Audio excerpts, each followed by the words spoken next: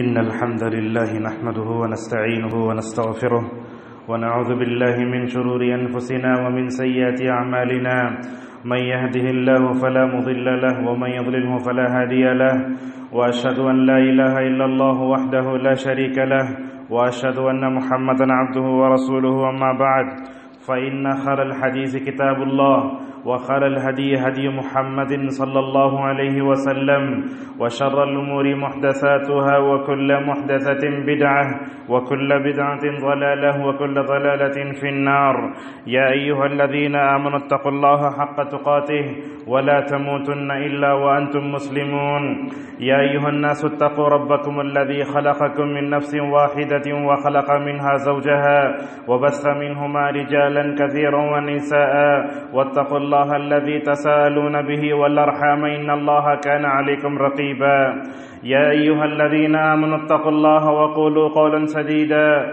يصلح لكم أعمالكم ويغفر لكم ذنوبكم ومن يطع الله ورسوله فقد فاز فوزا عظيما قال الله تعالى في سورة الحج أعوذ بالله من الشيطان الرجيم وإذ بوأنا لإبراهيم مكان البيت ألا تشرك بي شيئا وطهر بيتي للطائفين والعاكفين والركع السجود وجاء في مسند الإمام أحمد عن أبي هريرة رضي الله عنه قال رسول الله صلى الله عليه وسلم فأكثروا فيهن من التهليل والتكبير والتحميد صححه الألباني.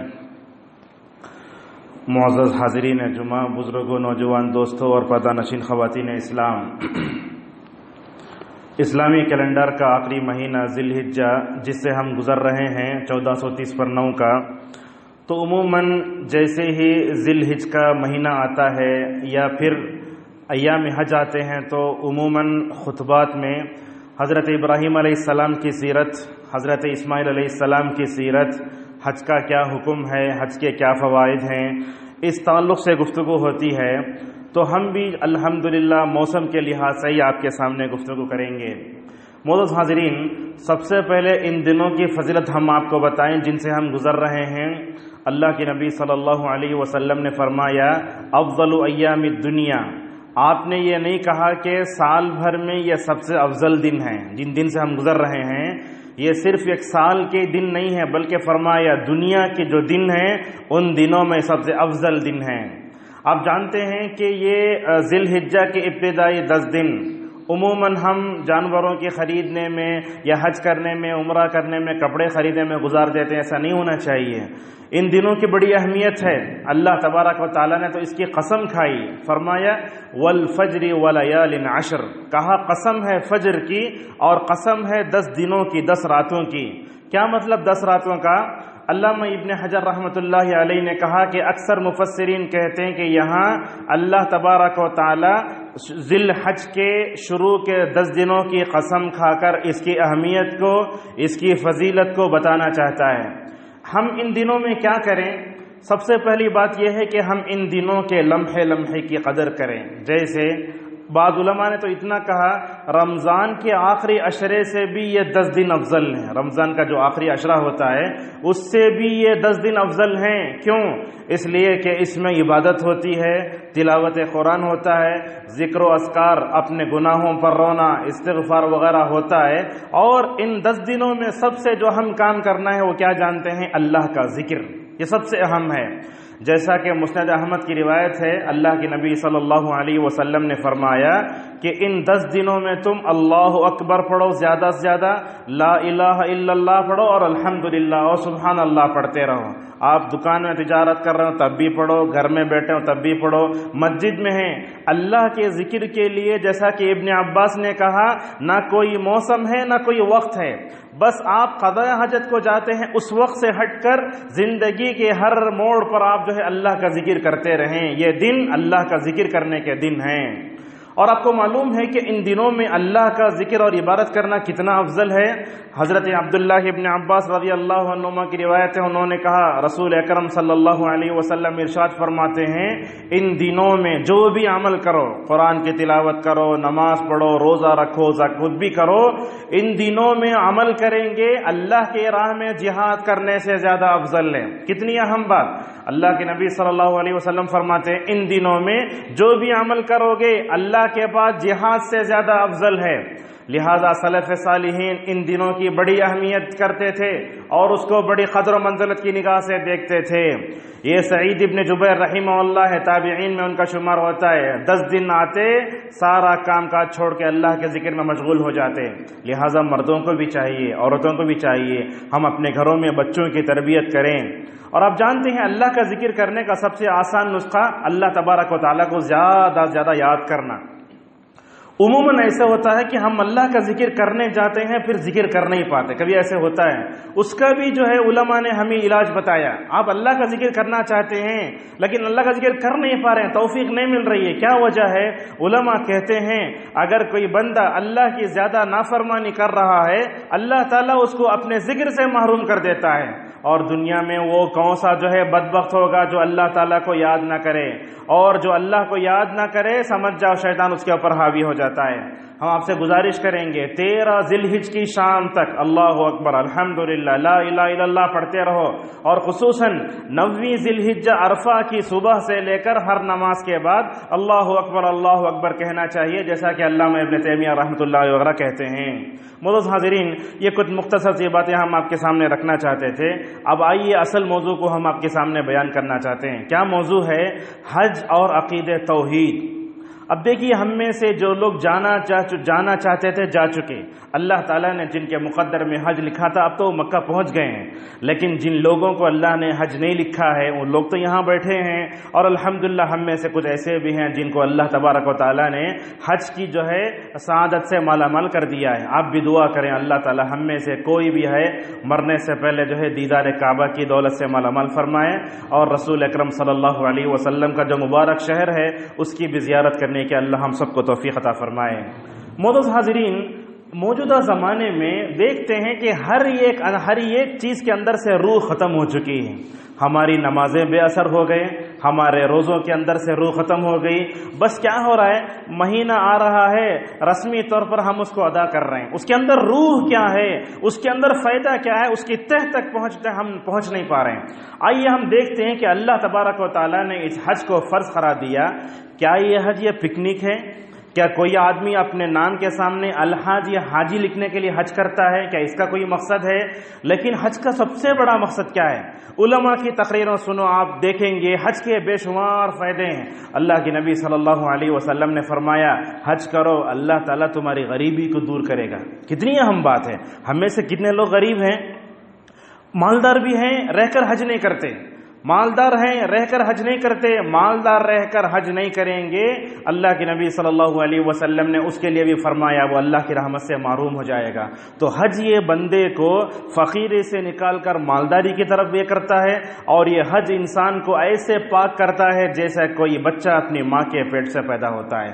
اور رسول اکرم صلی اللہ علیہ وسلم نے حج کی اور ایک فضل بیان فرمائی، کہا الحج یہدی ما کان قبلہ، حج اس سے پہلے جتنے بھی گناہ سارے گناہ کو معاف کر دے گا اللہ تبارک و تعالی حج کے ذریعے۔ معزز حاضرین، حج کا عقیدہ توحید سے بڑا گہرا تعلق ہے۔ یہ حج ہے، یہ توحید ہے۔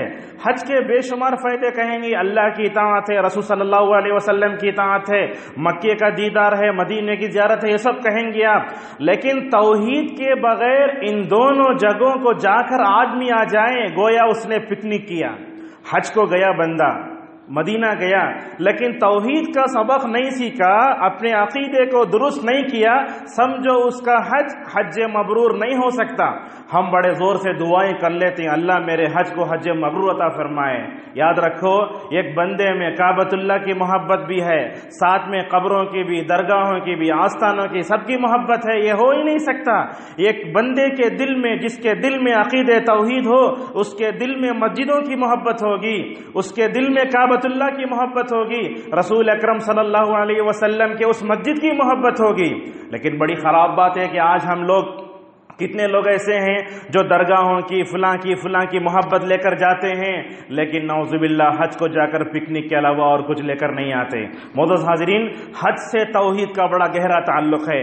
ہم آپ کو بتائیں گے یہ ہمارا کعبہ جس کی طرف ہم رخ کر کے نماز پڑھتے ہیں، اگر اس کے علاوہ کسی اور رخ کی طرف نماز پڑھیں گے ہماری نماز قابل قبول نہیں ہوگی۔ بڑا تعجب ہوتا ہے حاجی کرنے والوں، حج کرنے والوں پر، عمرہ کرنے والوں پر، دن بھر تو مکے مدینے میں پولیس جو ہے لوگوں کو شرک سے روکتی رہتی ہے، بدعت سے روکتی رہتی ہے، لیکن رات 10 بجے جب مسجد نبوی صلی اللہ علیہ وسلم بند ہو جاتی ہے، نعوذ باللہ کچھ جاہل قسم کے لوگ رسول اکرم صلی اللہ علیہ وسلم کی قبر کو کیا کرتے ہیں، قبلہ بنا کے نماز پڑھتے ہیں۔ یہ دیکھو اللہ کے رسول قبلہ ہمارا کون سا کعبۃ اللہ ہے، اس کے علاوہ کسی بھی طرف رخ کر کے نماز پڑھو، نماز نہیں ہوگی۔ اور آپ کو معلوم ہونا چاہیے یہ شیعہ اور رافضی ایک وقت تھا کعبۃ اللہ کی طرف رخ کر کے نماز پڑھتے تھے، لیکن ابھی چند دنوں پہلے عراق کے وزیر اعظم نے اعلان کیا ہمارا قبلہ کعبۃ اللہ نہیں، ہمارا قبلہ نعوذ باللہ کربلا ہے۔ ایسے ہی کتنے مسلمان ایسے ہیں جو کعبۃ اللہ کو چھوڑ کر نبی کریم صلی اللہ علیہ وسلم کی جو ہے قبر کو قبلہ بنا کر نماز پڑھتے ہیں۔ بھلا بتاؤ مدینے میں جا کر بھی اگر توحید حاصل نہیں ہوئی، ان کا عقیدہ صحیح نہیں ہوا، شرک دل سے نہیں نکلا، تو کہاں سے ان کا حج صحیح ہوگا؟ معزز حاضرین، ہمارا یہ جو قبلہ مغرب میں ہے، یہ کعبۃ اللہ ہے، یہ مسجد حرام ہے، یہ جانتے ہیں یہ توحید کا مرکز ہے، امن کا مرکز ہے۔ آپ دنیا میں دیکھو توحید جہاں ہے وہاں پیس ہے، توحید جہاں ہے وہاں امن ہے، جہاں توحید نہیں وہاں شرک آ گیا، دنیا میں دنگا فساد پیدا ہوا۔ آپ دنیا میں دیکھ سکتے ہیں کتنا خون بہہ رہا ہے، یہ کس وجہ سے ہے؟ دنیا توحید کو نہیں مان رہی ہے، شرک کے دلدل میں پھنسی ہوئی، اس لیے مسلمان آپس میں لڑ رہے ہیں۔ معزز حاضرین، حضرت ابراہیم علیہ السلام کو اللہ تبارک و تعالیٰ نے جب کعبۃ اللہ کی تعمیر کرنے کا حکم دیا تو اس وقت کیا حکم دیا؟ یہ سورہ حج کی آیت غور سے سنو، جس میں اللہ تبارک و تعالیٰ فرماتا ہے وَإِذْ بَوَّأْنَا لِإِبْرَاهِيمَ مَكَانَ الْبَيْتِ، اللہ تبارک و تعالیٰ فرماتا ہے محمد صلی اللہ علیہ وسلم اس وقت کو یاد کرو جب کہ ہم نے ابراہیم علیہ السلام کو کعبۃ اللہ کے پاس جگہ دی۔ کیا اعلان فرمایا؟ کہا اللہ تشرک بی شیئا، اے ابراہیم کان کھول کر سنو، جس کعبۃ اللہ کی تم تعمیر کرنے جا رہے ہو یہاں دو باتوں کا بڑا خیال کرنا۔ کیا خیال کرنا؟ میرے ساتھ کسی کو شریک نہ کرنا۔ یہ دیکھو کعبۃ اللہ کی ہر ایک اینٹ توحید پر رکھی گئی ہے۔ حضرت ابراہیم سے پہلے جن نبیوں نے بھی اس کو جو ہے بنایا، حضرت ابراہیم نے بھی بنایا۔ ابراہیم کیسے موحد، اسماعیل کیسے موحد، انہوں نے کعبۃ اللہ کی دیواروں کو اونچا کیا، تو یہ کعبۃ اللہ کی ہر ایک اینٹ کو انہوں نے توحید پر رکھا۔ اور اس کے بعد کیا کہتا ہے اللہ تبارک و تعالی حضرت ابراہیم سے وَطَهِّرْ بَيْتِي، اے ابراہیم میرے گھر کو پاک کرو۔ مطلب کیا ہے؟ کیا سرف ڈال کے دھونا ہے؟ کیا مطلب اس کو دھونا ہے؟ دھونے کا مطلب کیا ہے؟ اس کو پاک کرنے کا مطلب شرک سے، بتوں سے پاک کرو۔ اس سے کیا معلوم ہوا؟ یہ کعبۃ اللہ ہی توحید کا مرکز نہیں ہے، دنیا کی ہر مسجد توحید کا مرکز ہونا چاہیے۔ اللہ فرماتا ہے سورہ جن میں وَأَنَّ الْمَسَاجِدَ لِلَّهِ، مسجد کس کا گھر ہے؟ اللہ کا گھر ہے۔ فَلَا تَدْعُوا مَعَ اللَّهِ أَحَدًا، اللہ کے ساتھ کسی کو مت پکارو۔ آج بڑی بدقسمتی ہے ہمارے سے، کتنے ہمارے معاشرے میں، سوسائٹی میں، ہندوستان میں کتنی ایسی مسجدیں ہیں جس کی قبلے میں لکھا ہے یا محمد، جس کے قبلے میں لکھا ہے یا علی، جس کے قبلے میں لکھا ہے یا فاطمہ۔ بتاؤ یہ مسجدوں کی ہر ایک اینٹ توحید پر رکھی گئی ہے، لیکن اللہ کے علاوہ رسول اللہ کو پکاریں گے، اذان سے پہلے یا رسول اللہ کہیں گے، اذان کے بعد یا رسول اللہ کہیں گے، اقامت سے پہلے یا رسول اللہ کہیں گے، ہماری عبادتیں کہاں قبول ہوں گی؟ اسی لیے آپ دیکھیں گے یہ مسجد توحید کا مرکز ہیں لیکن یہ شرکی آماجگاہ بن گئی، اسی وجہ سے مسجد سے توحید کا سبق نہیں پڑھ رہے ہیں، آج ہماری مصیبت ہے۔ معزز حاضرین، آپ کو معلوم ہونا چاہیے بندے کا، دنیا میں کوئی بھی بندہ چاہے نبی ہی کیوں نہ ہو، اگر وہ یہ چاہتا ہے کہ اس کا عمل اللہ کے پاس قابل قبول ہو جائے تو اس کے لیے 3 شرطیں، یہ 3 شرطیں ہمیشہ غور سے سنو اور اس پر عمل کرنے کی کوشش کرو۔ کیا کیا ہے؟ سب سے پہلے بندے کا عمل اللہ کے پاس کب قبول ہوتا ہے؟ اس کی سب سے پہلی شرط یہ ہے کہ بندہ اللہ پہ ایمان رکھے۔ توحید اگر نہ ہو، انسان کا عمل اگرچہ احد پہاڑ کے برابر ہو جائے تب بھی اللہ کے پاس ناقابل قبول ہے۔ ہمارے درمیان میں کتنے ایسے لوگ ہیں جو حج کرتے ہیں، عمرہ کرتے ہیں، مدرسوں کو مسجدوں کو چندہ دیتے ہیں، لیکن ساتھ میں شرک کرتے ہیں، تو بھلا بتاؤ ان کا نیک عمل کہاں سے قبول ہوگا؟ نہیں ہوگا۔ اگر عمل ہوگا، قبول ہوگا بھی، تو اللہ تعالیٰ ثواب میں تو کمی کرے گا۔ معزز حاضرین، سب سے پہلی شرط اللہ پر ایمان۔ آج دیکھو کتنے لوگ ہیں اللہ پر ایمان رکھے بغیر کتنے لوگ کام کر رہے ہیں۔ اب دیکھو قریب میں کل واجپئی کا انتقال ہوا نا، اس نے اپنی زندگی میں کتنے بھی نیک کام کیے ہوں گے، اس کا اجر اللہ دنیا ہی میں دے دے گا، آخرت میں سوائے نار جہنم کے کچھ اور نہیں ملے گا اسے۔ کیوں نہیں ملے گا؟ اللہ پر ایمان نہیں رکھتا تھا۔ حضرت عائشہ رضی اللہ عنہا رسول اللہ صلی اللہ علیہ وسلم سے پوچھتی ہیں، یا رسول اللہ صلی اللہ علیہ وسلم، ایک آدمی ہے جس کا نام ہے ابن جدعان، بڑا مہمان نواز ہے، کیا اس کی مہمان نوازی اس کو کام آئے گی؟ اللہ کے نبی نے فرمایا، اے عائشہ، جو آخرت پر ایمان رکھے بغیر کتنے بھی نیکیاں کر لیں، نیکیاں کیا کام آئیں گی؟ لہٰذا معلوم ہوتا ہے ہمارا عمل صالح نیک کب بنے گا؟ جبکہ سب سے پہلے اس کے اندر عقیدہ توحید ہو۔ دیکھو رسول اکرم صلی اللہ علیہ وسلم، ابو طالب 40 سال رہے، آپ صلی اللہ علیہ وسلم کے دائیں بائیں اگلے پچھلے سے آپ کی ہر طریقے سے مدد کی، لیکن آخر کہاں گئے؟ جہنم میں گئے۔ اللہ کے نبی صلی اللہ علیہ وسلم مرنے کا وقت آیا، آ کر بولتے، اے چچا لا الہ الا اللہ پڑھ لو، اللہ کے پاس میں تمہاری سفارش کروں گا۔ دوسرے طرف کھڑے ہو کر ابو جہل کہتا، اے ابو طالب، اگر تم لا الہ الا اللہ پڑھ کر مر جاؤ گے، قریش کے خاندان پر دھبا لگ جائے گا۔ تو لہٰذا کیا معلوم ہوا؟ ہمارا ہر عمل اللہ کے پاس قبول ہوگا جب اس کے اندر عقیدہ توحید ہو۔ اللہ تبارک و تعالیٰ یہی تو کہتا ہے، وَأَتِمُّ الْحَجَّ وَالْعُمْرَةَ لِلَّهِ، اللہ کو خوش کرنے عمرہ کرو، اللہ کو خوش کرنے حج کرو۔ ہم حج کو جانے سے پہلے اخبار میں دیں، حج کو جانے سے پہلے دعوت دیں، معلوم نہیں ہونا چاہیے میں حج کروں، آپ حج کریں، کسی کو علم ہی نہ ہو کہ ہم حج کو جا کر آئے ہیں، اور آپ بتائیں، لوگوں کو بتائیں بھی نہ کہ ہم حج کر رہے ہیں۔ تو لہٰذا ایسا حج ہی بندے کو عقیدہ توحید سے جوڑتا ہے۔ معزز حاضرین، ہم آپ کو بتاتے ہیں، جس کعبۃ اللہ کا طواف کرنے حاجی جاتا ہے، جس کعبۃ اللہ اور مسجد حرام کا وہ طواف کرتا ہے، آپ کو معلوم ہونا چاہیے کہ یہ توحید کا مرکز رہا ہے۔ اللہ تبارک و تعالیٰ نے فرشتوں کے ذریعے، نبیوں کے ذریعے اس کی بنیاد رکھی اور اس کی حفاظت کا ذمہ لے لیا۔ اور آپ جانتے ہیں عبد المطلب رسول اکرم صلی اللہ علیہ وسلم کے دادا، یہ بھی شرک تھے، کفر میں مبتلا تھے۔ 360 بتوں کو کعبۃ اللہ کے اطراف رکھا۔ یہ حقیقت ہمیشہ اپنے ذہنوں میں رکھو آپ، دن کے سال بھر کے 360 دن ہوتے ہیں، ہر ایک دن ایک بت کی پوجا کرتے تھے۔ 360 بتوں کو رکھ کر کہا یہ ابراہیم کا دین ہے، یہ ابراہیم کا دین ہے۔ لیکن دیکھو اللہ تبارک و تعالیٰ اپنے توحید کے مرکز کی حفاظت کیسے کرتا ہے۔ اگرچہ توحید کے مرکز کو شرک کے مرکز میں بدلا گیا، وہاں 360 بت رکھے گئے، لیکن ابرہا جب حملہ کرنے آیا تو اللہ خاموش نہیں بیٹھا، اللہ نے اپنے توحید کے مرکز کی حفاظت فرمائی اور ہمیشہ کرتا رہا۔ اور آپ جانتے ہیں مسجد کا ذمہ دار مشرک نہیں ہو سکتا، مسجد کا ذمہ دار بدعتی نہیں ہو سکتا، مسجد کا حقیقی ذمہ دار توحید پرست ہونا چاہیے۔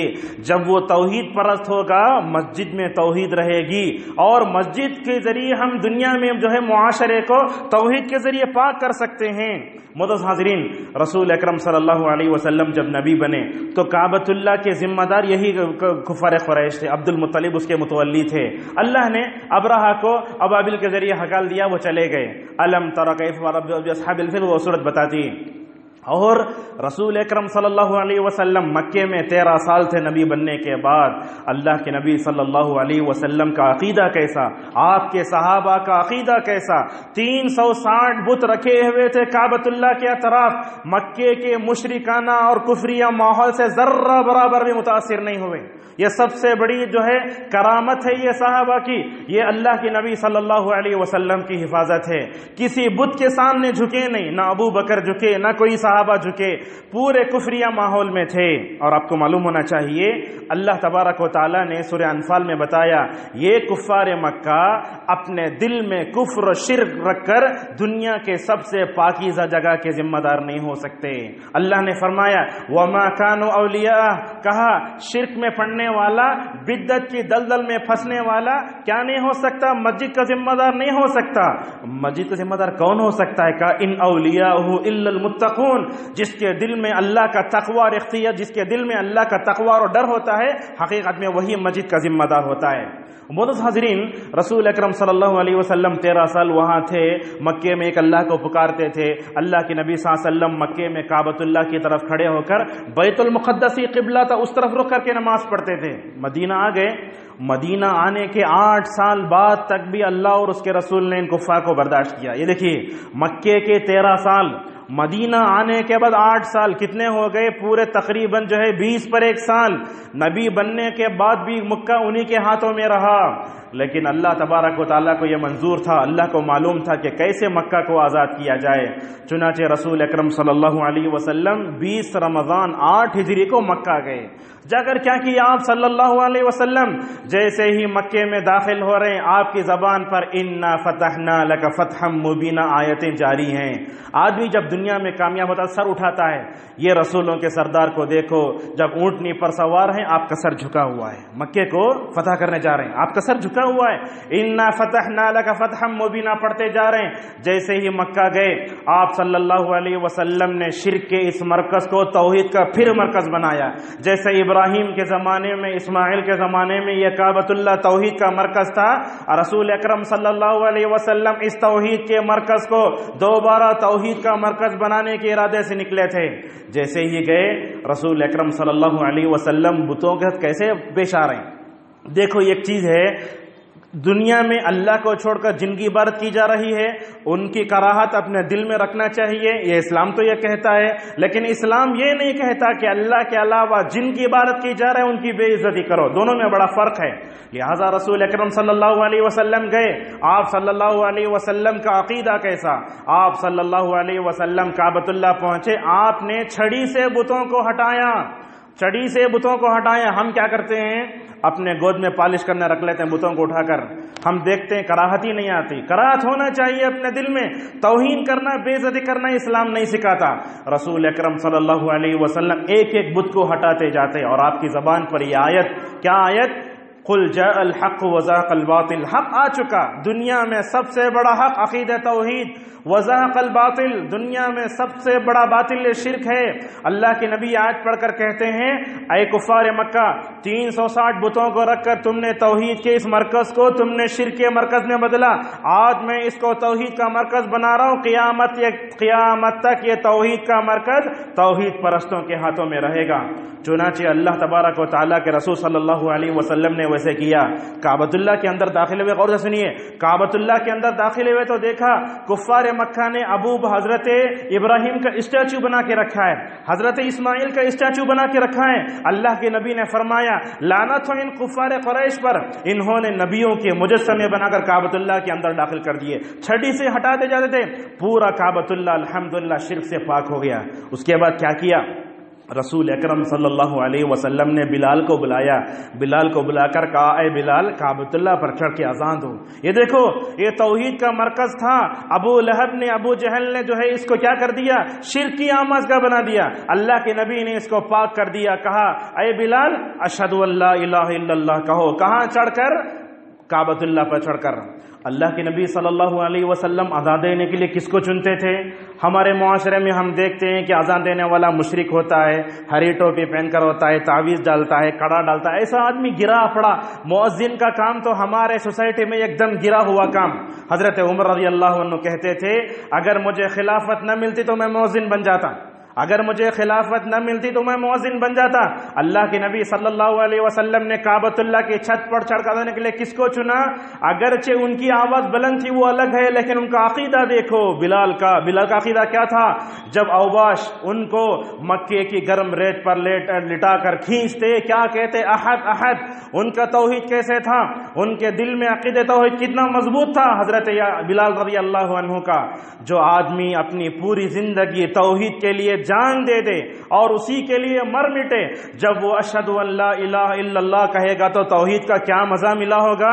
چنانچہ آپ دیکھتے ہیں توحید کی جو اذان آواز، ہر اذان میں توحید کا پیغام ہے، ہر اذان میں توحید کا پیغام ہے۔ جب بلال نے اشہد ان لا الہ الا اللہ کہا ہوگا، ساری دنیا والوں کو توحید کی لذت اور مزہ معلوم ہوا ہوگا۔ اور آپ جانتے ہیں آج بھی وہی روح بلالی مکے مدینے کی اذانوں میں ہے۔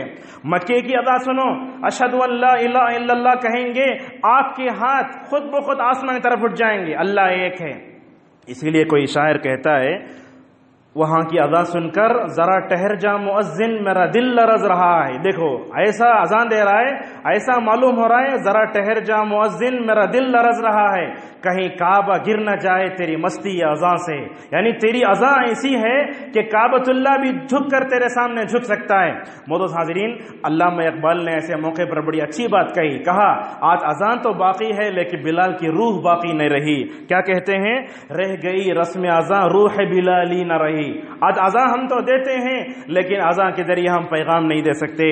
معزز حاضرین، صرف اذان ہی نہیں، آپ کو معلوم ہونا چاہیے اللہ اکبر کہا جاتا تھا تو مسلمان یہ سمجھتے تھے کہ اکبر ہی خدا ہے۔ ایسا بھی ہوتا تھا اللہ اکبر یہ اذان ایسی چیز ہے جس کا معنی ہم خود سمجھیں اور غیر مسلموں کو بھی سمجھانے کی کوشش کریں۔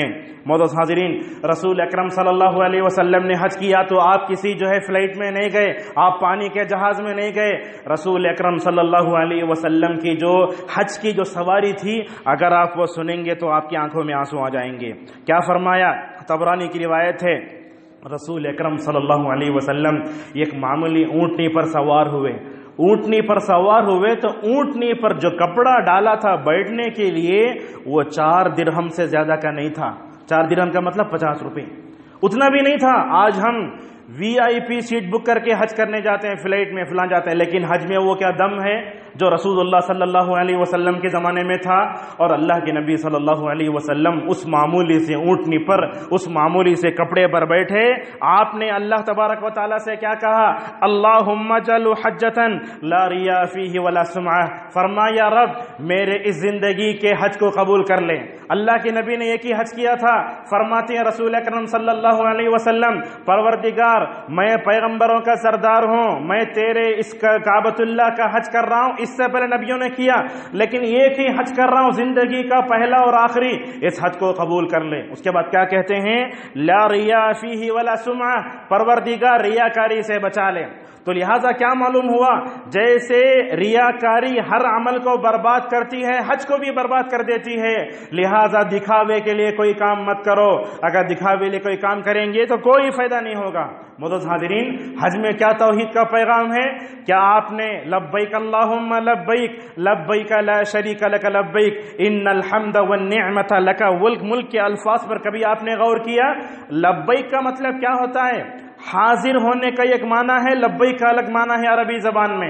لبیک کا مطلب کیا ہوا؟ رب تو نے مجھے طاقت دی، تو نے مجھے یہاں پہنچنے تک طاقت دی، میں تیرے دربار میں آ گیا ہوں۔ بندہ ایسا کہتا ہے لبیک اللہم لبیک۔ دیکھیے لبیک کا لفظ کتنے مرتبہ آ رہا ہے، یہ مومنوں کا شعار ہے، یہ توحید پرست اگر کوئی بندہ حج کرتے ہوئے لبیک اللہم لبیک کے الفاظ پر غور کر لے اس کا عقیدہ صحیح ہو جائے گا۔ کیا کہتا ہے بندہ؟ لبیک پروردگار میں حاضر ہوں، تیرے گھر میں آ چکا ہوں۔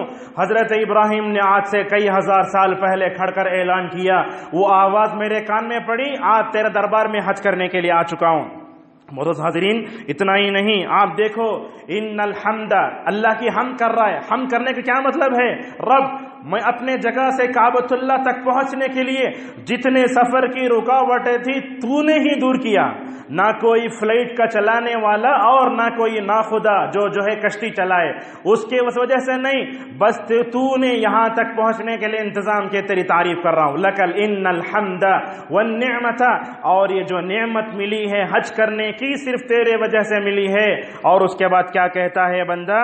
ان الحمد والنعمت لک والملک، پروردگار یہ کعبۃ اللہ کا تو مالک ہے، سارا دنیا کا مالک تو ہی ہے۔ اور آخر میں کیا کہتا ہے بندہ؟ غور کرو، لا شریک لک، بندہ رب تیرا دنیا میں کوئی شریک نہیں ہے۔ یہ دیکھو حج کے اس تلبیے پر غور کرو، آپ کو توحید معلوم ہوگی۔ لیکن آج ہم حجاج اکرام لبیک اللہم لبیک پڑھتے رہتے ہیں، اپنے گھر کو فون کرتے رہتے ہیں، ادھر ادھر کوئی چیز خریدتے ہیں۔ یاد رکھو ایک اہم بات، علامہ ابن تیمیہ نے ذکر کی. کیا فرمایا؟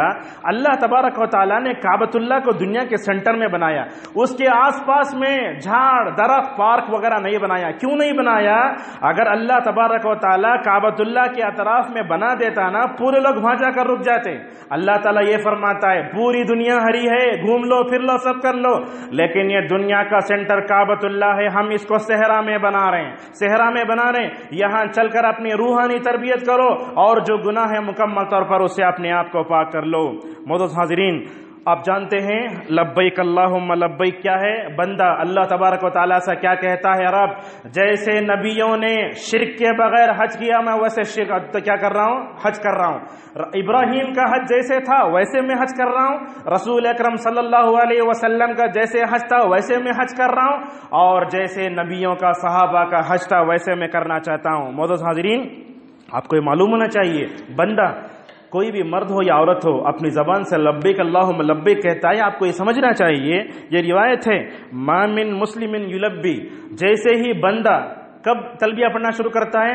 8ویں تاریخ کو اپنے گھر سے احرام باندھ کر نکلتے ہیں, اس وقت سے لے کر 10 تاریخ کی صبح تک مکمل سمجھیے 1.5 دن 2 دن کے قریب میں لبیک اللہم لبیک لبیک اللہم لبیک, وہی بس ہمارا مرنا مٹنا سب اللہ تبارک و تعالیٰ کے لیے. جب بندہ اپنے دونوں ہونٹوں کو حرکت دیتا ہے تو جناب محمد رسول اللہ صلی اللہ علیہ وسلم فرماتے ہیں بندہ لبیک اللہم لبیک کہتا جا رہا ہے, اس کے دائیں اس کے بائیں جتنے درخت جتنے پتھر ہیں سب تلبیہ پڑھتے ہیں.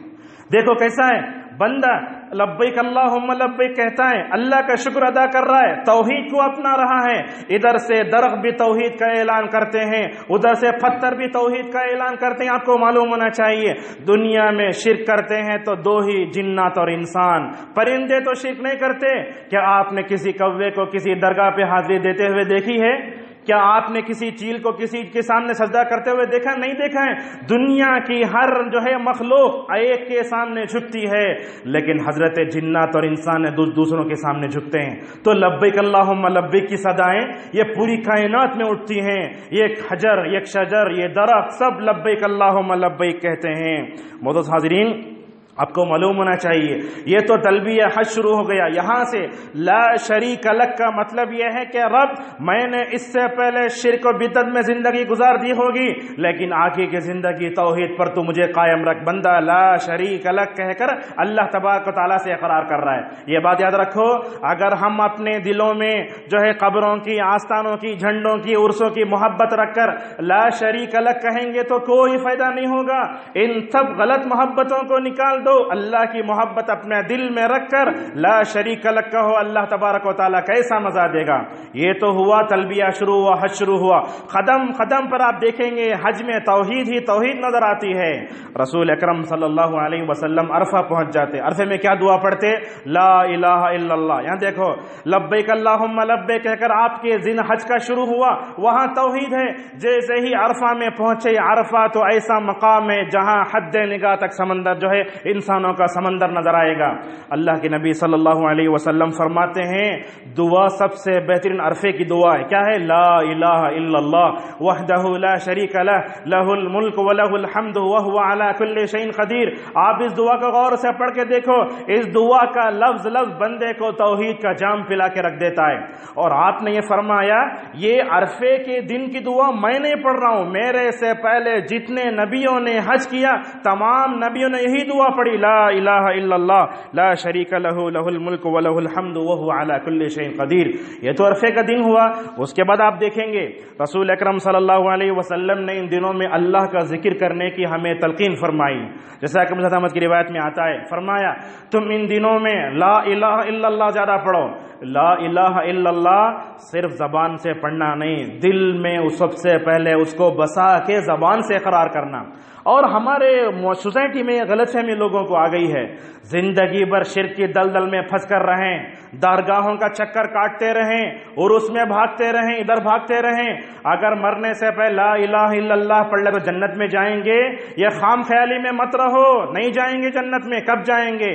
آپ جب پیدا ہوئے اس وقت سے لے کر مرتے دم تک توحید پر رہے، توحید کے تقاضوں کو پورا کیے، مرنے سے پہلے لا الہ الا اللہ پڑھ لے تو بندہ جنت میں جائے گا۔ تو لہٰذا توحید بہت اہم چیز ہے۔ معزز حاضرین، یہ سبحان اللہ، الحمدللہ، لا الہ الا اللہ، اللہ اکبر کو آپ کیا سمجھتے ہیں؟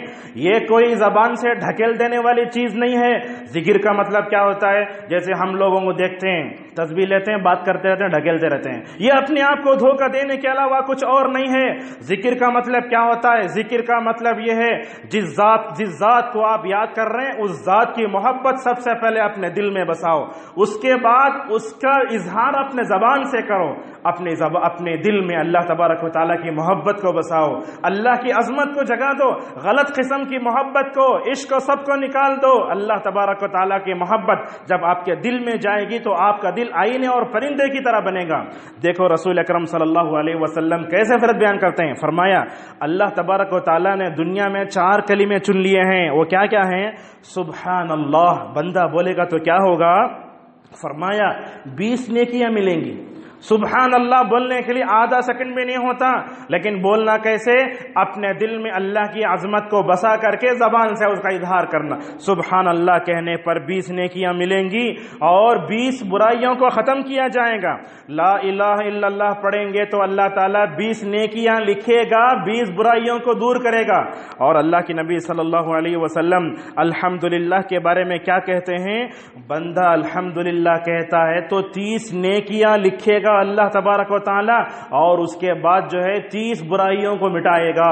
یہ کس کی زبان سے ہے؟ رسول اکرم صلی اللہ علیہ وسلم کی نکلی ہوئی زبان سے ہے۔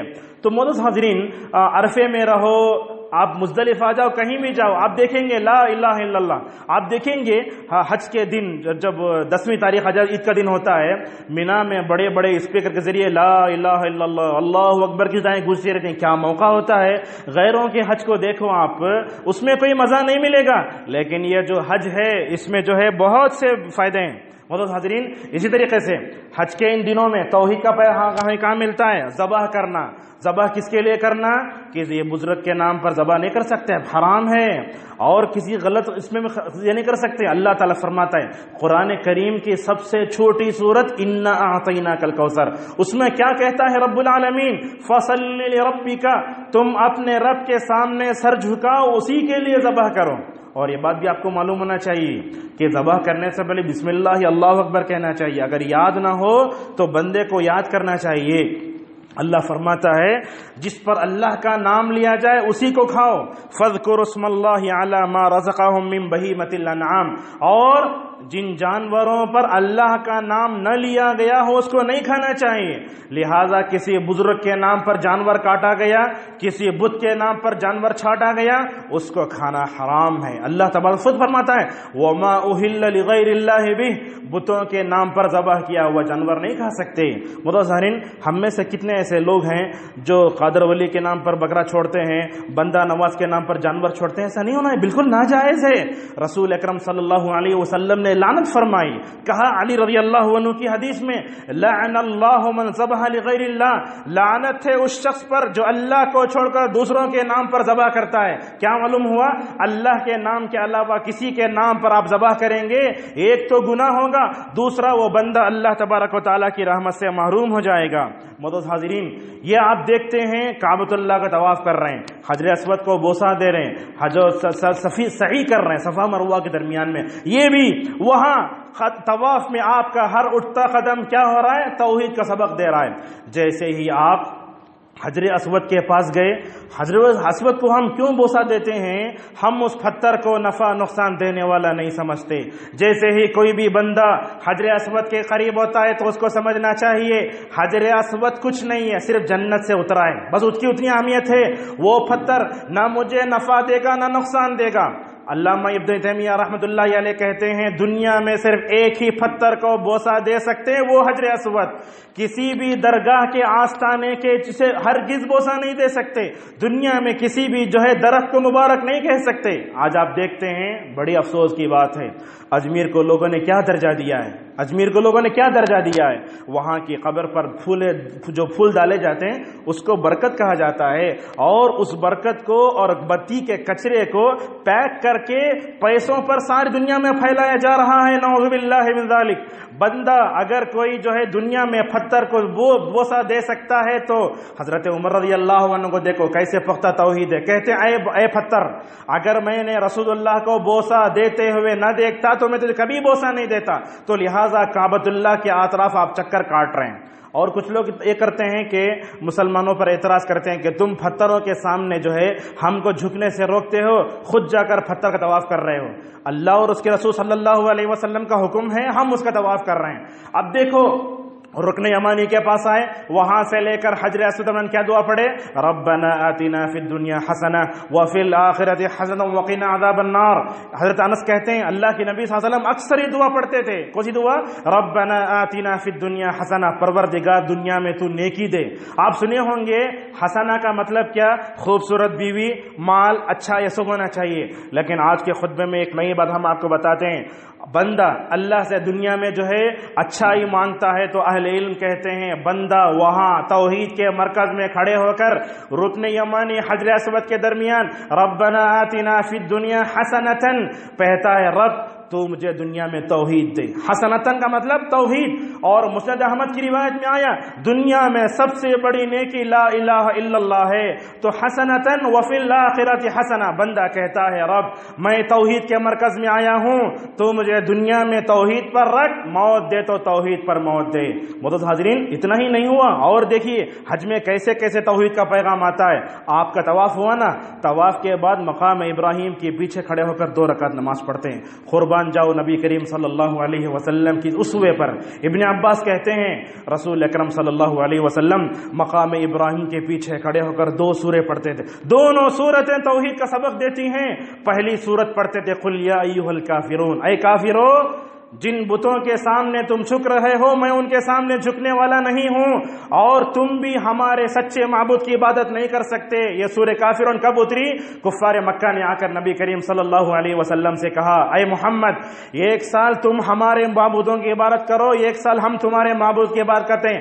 आसमान से फैसला आ गया, जमीन और आसमान जैसे नहीं मिलेंगे, दुनिया में कुफ्र और शिर्क और इस्लाम कभी इसमें कॉम्प्रोमाइज नहीं हो सकता। तो बंदा तौहीद के मरकज में खड़े होकर मकाम इब्राहिम के पीछे खड़े होकर कुल या अय्युहल काफिरून कहकर अल्लाह से अहद करता है, परवरदिगार यहाँ काबतुल्लाह में 360 बुत रखकर इन्होंने इस तौहीद के मरकज को शिर्क का मरकज बनाया था, मैं सबसे बरात का इजहार करता हूँ। ये तो पहली रकात का हाल हुआ। दूसरी रकात में क्या करते थे? अल्लाह के नबी सल्लल्लाहु अलैहि वसल्लम कुल हुवल्लाहु अहद पढ़ते थे। तो देखो तवाफ की 2 रकातों में पढ़े जाने वाली सूरतें भी हमें तौहीद का मुकम्मल तौर पर पैगाम देती हैं। मोअज़्ज़िज़ हाज़रीन, इतना ही नहीं हुआ, आप सई करने चढ़ रहे हैं सफा पहाड़ी पर, दूसरी तरफ मरवा पहाड़ी पर। ये कौन सी पहाड़ियां हैं? ये वही पहाड़ियां हैं जहां हजरत हजर भागी थी। यही वो पहाड़ियां हैं जहां चढ़कर नबी करीम सल्लल्लाहु अलैहि वसल्लम ने कुफ्फार कुरैश को तौहीद का सबक पढ़ाया था। सफा पर चढ़ रहे हैं आप, चढ़ते हुए क्या दुआ पढ़ते हैं? ला इलाहा इल्लल्लाह। देखो इतनी दुआएं, हज में पढ़ी जाने वाली सारी दुआएं बंदे को तौहीद का सबक पढ़ाती हैं।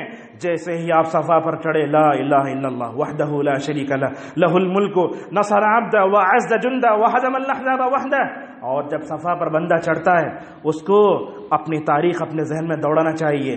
जिस नबी का मैं उम्मती हूं वही नबी इस पहाड़ पर चढ़े होकर कहे थे, ऐ लोगो ला इलाहा इल्लल्लाह पढ़ लो, तुम दुनिया और आखिरत में कामयाब हो जाओगे, और दुनिया में कैसर और किसरा तुम्हारे सामने घुटने टेकने पर मजबूर हो जाएंगे। खैर जो सफा की इस पहाड़ी पर जो आप सल्लल्लाहु अलैहि वसल्लम ने खड़े होकर नसीहत की, क्या कभी हमने उसकी लाज रखी? हम बस सफा पर चढ़ते हैं, आ जाते हैं। ये कोई पिकनिक नहीं है हज, ये हज बंदे को तौहीद का पैगाम देता है। मोअज़्ज़िज़ हाज़रीन, यही हम अपने खुतबे को ख़त्म करते हुए 2-3 बातें बताकर अपनी बात को ख़त्म करेंगे। तो हम बताना ये चाहते हैं काबतुल्लाह तौहीद का मरकज़ है। हज़रत इब्राहिम ने उसको बनाया, हज़रत इस्माइल ने उसको बनाया, रसूल अकरम सल्लल्लाहु अलैहि वसल्लम ने शिर्क के इस मरकज़ को तौहीद का मरकज़ बनाया। हम ये कहना चाहते हैं अगर किसी भी हाजी का हज मबरूर कब बनेगा? जब उसके अंदर अक़ीदे तौहीद हो। अक़ीदे तौहीद के बगैर आपका यह हज नहीं, हजारों पैसे खर्च करके आपने अपने पैसे मुकम्मल तौर पर बर्बाद कर दिए। मोअज़्ज़िज़ हाज़रीन, گزشتہ جمعہ کی بات ہے، ہم یہاں خطبہ دے کر واپس ہو رہے تھے تو متی کری کا آدھا راستہ ختم ہو گیا تھا. وہاں ہم نے دیکھا کئی کفار و مشرکین مرد عورتیں اپنے سر پر بوجھ اٹھائے جا رہے ہیں. اس وقت سے میں نے اس خطبے کا عنوان طے کر لیا تھا. بتانا کیا چاہتے ہیں، دنیا میں آپ دیکھیں گے ایپا کا حج فلاں فلاں، دنیا میں غیر مسلموں کے پاس جو بھی کلر کپڑے پہننے کا ہے یہ سب اسلام کی کاپی ہے. ان کے پاس نہ حج کرنے کا تصور ہے نہ عمرہ کرنے کا تصور ہے، کچھ نہیں ہے. اللہ تعالیٰ نے ہم کو اپنے آپ کو منانے کے لیے حج کا طریقہ بتایا. دنیا میں اودے کلر کے کپڑے، گیندی کلر کے کپڑے، کالے کلر کپڑے پہن کر سبری ملئی جاتے ہیں، یہاں وہاں جاتے ہیں. یہ بات یاد رکھو، دنیا میں جو بھی شکل ہے، تروپتی جاتے ہیں، سر مونڈتے ہیں، کہاں بھی جاتے ہیں، یہ اسلام کی کاپی ہے. یہ اسلام کا غلط تصور انہوں نے لیا ہے. بھلا بتائیے یہ کفار و مشرکین اس طریقے سے اپنے آپ کو تھکاتے ہیں. ہم نے ایک عورت کو دیکھا جو اپنے ہاتھ میں ہانڈی لیے ہانک رہی ہے. کوئی عورت ایسی ہے جو اپنے سر میں اتنا اونچا رکھی تو پکڑنے نہیں ہو رہا ہے. ان تمام کو دیکھ کر اللہ تبارک و تعالیٰ کتنا شکر ادا کرنا چاہیے. اللہ نے ہمیں توحید کی دولت سے مالا مال فرمایا. اللہ نے ہمیں جو ہے کعبۃ اللہ کا دیدار، زیارت نبی صلی اللہ علیہ وسلم کا اللہ نے ہم کو یہ موقع دیا. لہٰذا اس منظر سے ہم کیا بتانا چاہتے ہیں، یہ کفار مشرکین غلط طریقے سے حج کر رہے ہیں، غلط طریقے سے اپنے جو ہے معبودان باطلہ کو خوش کرنا چاہتے ہیں. لیکن مسلمانوں کی وہ کثیر آبادی جو شرک کے دلدل میں پھنسی ہوئی ہے، ان کے دلوں میں ابھی قبر کا، ولیوں کا، فلاں غلط چیزیں بیٹھے ہوئے ہیں. حج کو جا کر آتے پھر بھی وہی اس میں لڑتے تھے. آپ کو بتائیں ایک ترچی کا ایک آدمی تھا، تبلیغ وہاں پڑھ رہے تھے ہم مدینے میں. اس وقت ایک آدمی سے ملاقات ہوئی، وہ بیٹھا تھا میرے بازو، تمل بات کر رہا تھا تو میں بھی تمل ناڈو تھا، میں اس سے بات کرنے لگا. وہ کیا کہتا جانتے ہیں، وہ کہیں دور سے آیا ہے، کہتا ہے مکے تک اگر کوئی شخصیت پہنچائی ہے تو وہ اجمیر کے جو ہے دادا ہیں. وہ اجمیر کا جو آدمی ہے شاہ محی الدین چشتی، اگر وہ نہ ہوتے تو میں یہاں نہیں آ سکتا تھا. کعبۃ اللہ کے توحید کے مرکز میں بیٹھ کر شرک کی باتیں. اب ہم نے اس کو سمجھانے کی کوشش کی لیکن وہ سمجھ نہیں سکا، اور وہ کہنے لگا دیکھو میں کعبۃ اللہ کو آیا ہوں، مسجد نبوی صلی اللہ علیہ وسلم بھی جاؤں گا، لیکن مدینے کی زیارت کریں گے تو کس نیت سے؟ مسجد نبوی میں نماز پڑھنے کی نیت سے. اگر آپ رسول اللہ صلی اللہ علیہ وسلم کی قبر کی زیارت کے نیت سے مدینہ جائیں گے تو آپ کا یہ سفر بھی گناہ کا سفر ہوگا. دیکھو علماء کہاں کہاں رہتے ہیں. اور اس نے کہا مکہ میں ہوں، مدینے میں ہوں، لیکن میرا حج اس وقت مکمل ہوتا ہے جب میں اجمیر میں حاضری دوں گا. نعوذ باللہ من ذالک. اور آج آپ دیکھتے ہیں یہ ٹور چلانے والے یہ توحید کو نہیں جانتے، کچھ بھی نہیں جانتے. آپ کو بولتے ہیں آپ کا 12 ربیع الاول مدینہ شریف میں میلاد منانے لے جاتے ہیں وہاں، اور کتنے مرتبہ انہوں نے مدینے میں بدعتیں کرنے کی شروع کی، لیکن ہمیشہ وہاں کی پولیس توحید پرست ہوتی ہے، شرک کو مکمل طور پر ختم کر دیتی ہے. معزز حاضرین، یہ مکہ، یہ مدینہ، یہ توحید کے مرکز ہیں. یہ بات یاد رکھو، یہ دونوں چیزیں کبھی مشرکوں کے ہاتھ میں نہیں آئیں گی، خرافیوں کے ہاتھ میں نہیں آئیں گی، بدعتیوں کے ہاتھ میں نہیں آئیں گی. اللہ تعالیٰ کن کو دے گا ان کی ذمہ داری؟ توحید پرستوں کو دے گا. محمد صلی اللہ علیہ وسلم آئے تو آپ نے پورے جزیرۃ العرب کو شرک سے پاک کیا. ایک وقت وہ سا بھی آیا، لیکن تاریخ میں ہوتے ہوتے ایک وقت ایسا بھی آیا، بقی جنت کا جو ہے وہ مدینے کا جو مشہور قبرستان ہے، ہر قبر پر گنبد بنا دیا گیا. اللہ کی شان دیکھو، جناب محمد رسول اللہ صلی اللہ علیہ وسلم جہاں پیدا ہوئے وہیں اللہ نے انہی کے نام کے ایک آدمی محمد ابن عبد الوہاب کو اٹھایا. انہوں نے کیا کیا؟ 2 بڑے کارنامے انجام دیے. بادشاہوں کو توحید پرست بنایا اور پورے جزیرۃ العرب کو ویسے بنایا جیسے محمد صلی اللہ علیہ وسلم کے زمانے میں تھا. بہرحال ہم یہ بتانا چاہتے ہیں عقیدہ توحید کا حج سے بڑا گہرا تعلق ہے. اگر آدمی حج کو جاتا ہے، ساتھ میں زمزم لاتا ہے، کھجور لاتا ہے، اپنے گھر والوں کے کپڑے لاتا ہے، کسی کا کوئی فائدہ نہیں ہوگا. حج کا سب سے بڑا فائدہ عقیدہ توحید، ایک اللہ کو ماننا. جو بھی حج کو گئے ہیں اگر وہ شرک کی دلدل میں پھنسے ہوئے ہیں، مکے مدینے کو اگر جا کر آ جائیں، اگر ان کے اندر عقیدہ توحید آ گیا، سجو حج مبرور ہے. اور یہ بات بھی یاد رکھنا چاہیے، مکہ وہ جگہ ہے جہاں رسول اکرم صلی اللہ علیہ وسلم اور آپ کے اصحاب کتنا اپنے توحید کی حفاظت کرنے کے لیے کیسے قربانیاں دی انہوں نے. ہم اس میں چلے جاتے ہیں اے سی میں، اور ہمارے روم بھی اے سی ہوتی ہے، لیکن ان تمام چیزوں میں جا کر صحابہ اکرام کی قربانیوں کو ہرگز بھولنا نہیں چاہیے۔ مدینے کو جاتے ہیں، اللہ کے نبی کا عقیدہ کیسے، آپ صلی اللہ علیہ وسلم کیوں جنگیں لڑے، جنگ لڑنے کا مقصد کیا تھا، لا الہ الا اللہ نہیں مانتے تھے، اسی لیے رسول اکرم صلی اللہ علیہ وسلم نے جنگیں لڑی۔ بہرحال خطبے کا مختصر خلاصہ یہ ہوا کہ اللہ تبارک و تعالیٰ نے ان دنوں کو پیدا کیا، ذی الحجہ کے ان دنوں کو، یہ دن دنیا کے بہت جو ہے افضل دن ہے، ان دنوں میں اللہ کی جو ہے عبادت زیادہ ہونا چاہیے، لا الہ الا اللہ، ذکر و اذکار، تلاوت قرآن اپنے گناہوں پر ہونا چاہیے۔ ہم نے آج کے خطبے میں آپ کے سامنے بتایا توحید کا، حج کا سب سے بڑا سبق توحید کا سبق ہے۔ اگر حج کو جائیں گے تو وہاں سے جو تحفہ لے کر آئیں گے وہ حج کا سبق ہے، اور آپ کو یہ معلوم ہونا چاہیے جو بھی آدمی تعصب کے بغیر سعودی جاتا ہے واپس آتا ہے الحمدللہ موحد بن کر آتا ہے، یہ تاریخ ہے، اس کو نہیں بھلا سکتے۔